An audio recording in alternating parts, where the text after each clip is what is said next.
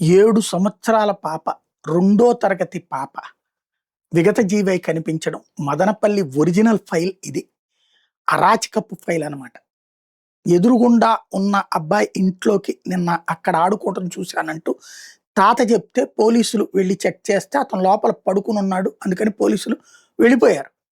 అప్పుడు cross check చేయలే. తర్వాత చూస్తే బాలిక రాత్రే చూసుంటే అమ్మాయిని కాపాడి ఉండేవాళ్ళేమో అన్నటువంటిది ఇప్పుడు ప్రతి ఒక్కళ్ళు చర్చిస్తున్న అంశం. బాలిక ఎదురింట్లో ఉంటున్న కులవర్ధన్కి నేర చరిత్ర ఉందని తెలియడంతో రాత్రి 1:30కి పోలీసులు అతని ఇంట్లో గాలించడానికి వెళ్ళారు. తలుపు కొట్టినా తీగిపోవడంతో కానిస్టేబుల్ కిటికీలో నుండి చూస్తే కులవర్ధన్ పడుకుని కనిపించడంతో అక్కడి నుంచి వెళ్ళిపోయారు. బాలిక చివరిసారిగా కులవర్ధన్తో కనిపించింది ఆమె తాత చెప్పడంతో మంగళవారం ఉదయం 7 గంటలకు మళ్ళీ అతని ఇంటి దగ్గరికి వెళ్ళి తలుపులు బద్దలు కొట్టి చూస్తే డ్రమ్ములో చిన్నారి విగతజీవిగా ఉందని గుర్తించారు. మంగళవారం రాత్రే పోలీసులు అతని ఇంటి తలుపులు తెరిపించి గాలించి ఉండాల్సిందన్నది స్థానికుల అభిప్రాయం. ఈ కులవర్ధన్ తల్లి అంజనమ్మతో కలిసి ఉంటున్నాడు.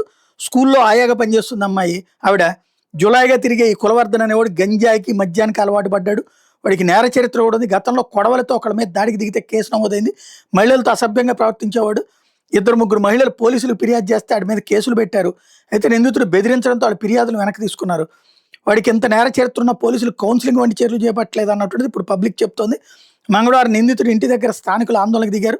అతను తమకు అప్పగించాలంటూ ఆగ్రహం వ్యక్తం చేశారు. అప్పటి వరకు చిన్నారి మృతదేహాన్ని కదలనిచ్చేది లేదని సాయంత్రం దాకా ఆందోళన చేశారు. కడప ఎస్పీ వాళ్ళకి సర్ది చెప్పారు.